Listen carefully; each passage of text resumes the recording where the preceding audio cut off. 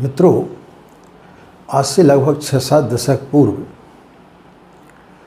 गायत्री मंत्र से लोगों का विशेष परिचय नहीं था। जो व्यक्ति ब्राह्मण कुल में पैदा होता था वह भी गायत्री मंत्र जपने से थोड़ा बहुत भयभीत रहता था। लेकिन इस 6-7 दशक में ऐसा क्या हुआ कि आज गायत्री मंत्र जन जन तक पहुंच गया और हर व्यक्ति जो है गायत्री मंत्र का आज की तारीख में जाप कर रहा है और उससे लाभ ले रहा है। ऐसा क्या हुआ, इसके पीछे क्या रहस्य है और आज के समय में गायत्री मंत्र से लोगों को सबसे ज़्यादा लाभ क्यों प्राप्त हो रहा है, इन्हीं सब बिंदुओं पर आज हम आपसे चर्चा करेंगे। राधे राधे, जय श्री कृष्णा, नमस्कार। मैं आचार्य पंडित गिरीश वारोलिया। गायत्री महामंत्र। ओम भूर्भुवः स्वः तत्सवितुर्वरेण्यं भर्गो देवस्य धीमहि धियो यो नः प्रचोदयात्। अखण्डमण्डलाकारं व्याप्तं येन चराचरं तत्पदं दर्शितं येन तस्मै श्री गुरवे नमः। तस्मै श्री गुरवे नमः। एक प्रसंग के माध्यम से यदि हम अपनी बात को प्रारंभ करें तो फिर जो आज हम आपको बताने के लिए जा रहे हैं उसको समझने में आपको सहूलियत होगी। एक राज्य में एक राजा प्रातःकाल अपने बगीचे में सैर कर रहा था कि अचानक उसके पैर में कांटा चुभ गया। जैसे उसके पैर में कांटा चुभा, उसने शहर के जितने भी विद्वान व्यक्ति थे उनको बुलाया और बोले, ऐसा कोई उपाय करो जिससे कि हमारे पैर में कांटा न चुभे। जो भी विद्वान थे सभी लोग लग गए इस कार्य में। कुछ समय के पश्चात में विद्वानों की एक मंडली आई और उन्होंने राजा को सलाह दी कि पूरी पृथ्वी को जो है चमड़े से ढक दिया जाए। जब चमड़े से ढक दिया जाएगा तो फिर कांटा गड़ने की कोई संभावना ही नहीं रहेगी। राजा को भी बात उचित लगी। पूरे राज्य में चमड़ा बिछाने के कार्यक्रम प्रारंभ कर दिया गया। लोग भयभीत हो गए कि यदि सारी पृथ्वी को यदि चमड़े से ढक दिया जाएगा तो फिर अनाज कहाँ से पैदा होगा, लोग खाएंगे क्या, पिएंगे क्या।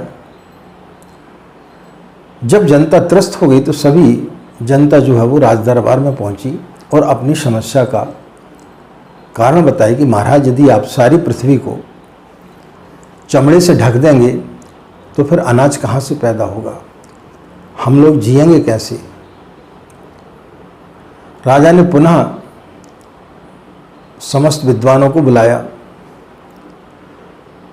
फिर उन्होंने दूसरा उपाय खोजा कि पूरे कांटे जो है पृथ्वी से अलग कर दिए जाए। हजारों लाखों लोग लग गए झाड़ू लेकर के और समस्त कांटों को निकालने का प्रयास चालू कर दिया। उससे क्या हुआ कि पूरे वायुमंडल में धूल उड़ने लगी और धूल उड़ने के कारण लोगों को जीना मुश्किल हो गया, सांस लेना मुश्किल हो गया। कोई भी व्यक्ति सांस भी नहीं ले पा रहा था। फिर सभी गांव के लोग, उस राज्य के लोग राजा के पास पहुंचे और बोले, महाराज, ऐसे में तो महामारी फैल जाएगी, लोग सांस नहीं ले पा रहे हैं, जीना दूभर हो रहा है। तब फिर राजा ने पुनः विद्वानों को बुलाया और फिर ये निर्णय लिया कि सारे पृथ्वी पर जो है जल को सींच दिया जाए, तो उससे जो धूल है वो बैठ जाएगी। पूरी पृथ्वी पर जल डालना चालू कर दिया गया। उससे नदियाँ सूख गईं, तालाब सूख गए, लोगों की त्राही त्राही मच गई। जिनके छोटे छोटे घर थे वो बह गए, लोग बेघर हो गए। उसी बीच में एक मोची जो है वो एक जूता लेकर के आया और राजा के पैरों में के पास में रख दे। बोले, महाराज, आप ये जूता पहन लें, आपको कांटा नहीं गड़ेगा। राजा को बड़ा आश्चर्य हुआ कि जो विद्वान इस समस्या का हल नहीं कर सके, एक व्यक्ति ने कैसे कर दिया। इस छोटी सी विधि से किसी प्रकार का कोई भी कांटा नहीं चुभेगा। लेकिन जहाँ कोई उपाय कोई व्यक्ति बड़ा सरल बताता है तो वहाँ पर उसके विरोधी भी बहुत खड़े हो जाते हैं। उन विद्वानों ने देखा कि हमारी बात को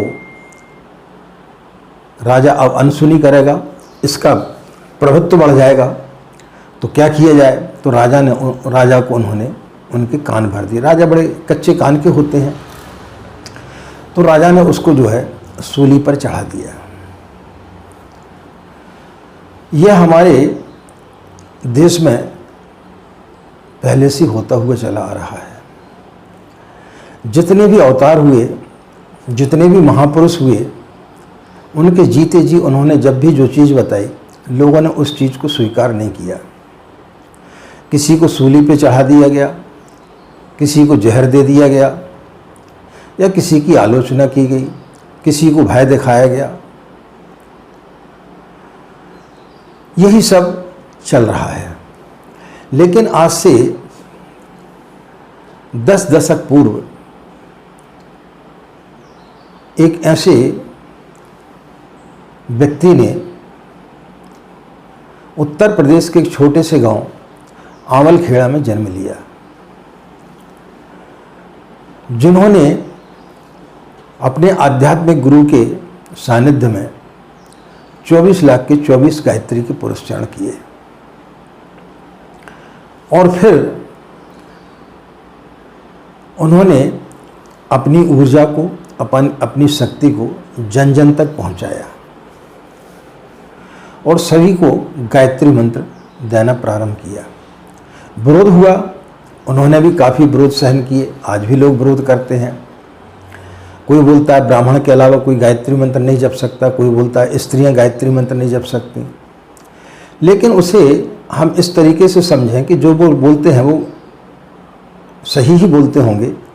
लेकिन यदि आप चुंबक के पास में बहुत सारे लोहे के टुकड़े रख देंगे तो वो उनमें सभी में चुंबक के गुण आ जाते हैं।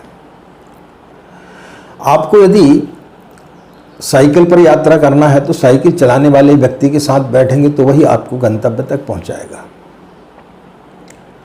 हर मंत्र आपको कहीं न कहीं जरूर पहुंचाता है। किसी में साइकिल के बराबर शक्ति होती है, किसी में स्कूटर के बराबर होती है, किसी में कार के बराबर होती है, किसी में हवाई जहाज के बराबर होती है। लेकिन वो आपको कब पहुंचाएगा, जब उसका चालक जो है उसमें निपुण हो। तो आप किसी भी मंत्र का जाप करते हैं, उस मंत्र का जब तक आप किसी से गुरु दीक्षा नहीं लेंगे और ऐसे व्यक्ति से गुरु दीक्षा नहीं लेंगे जो उसमें निपुण हो, जिसमें उसने उसकी निपुणता हासिल कर ली हो, तब तक वो मंत्र आपको फलित नहीं हो सकता। तो परम पूज्य गुरुदेव ने अपने जीवन में साधना करने के पश्चात में यज्ञों की एक श्रृंखला चलाई। 5 कुंडी यज्ञ, 24 कुंडी यज्ञ, 51 कुंडी यज्ञ, 108 कुंडी यज्ञ, फिर 1008 कुंडी यज्ञ, फिर दीप यज्ञों की श्रृंखला चलाई। 24,000 वेदी दीप यज्ञ, 1.25 लाख वेदी दीप यज्ञ। तो धीरे धीरे क्या हुआ कि गायत्री मंत्र ब्रह्मांड में इतना ज़्यादा फैल गया कि उसकी ऊर्जा इतनी ज़्यादा हो गई है कि अब कोई भी व्यक्ति यदि गायत्री मंत्र का जाप करता है तो बड़े जल्दी उसकी वाइब्रेशन को वो पकड़ लेता है। तो गुरुदेव ने गायत्री मंत्र को इतना ज़्यादा प्रचलित कर दिया, इतने ज़्यादा लोग आज गायत्री मंत्र का जाप कर रहे हैं। आप यदि शांति कुंज हरिद्वार जाएंगे तो वहाँ नित्य जो है कम से कम 10,000 आदमी गायत्री की साधना करते हैं। हजारों की संख्या में नित्य जो है गायत्री मंत्र की आहुतियाँ दी जाती हैं।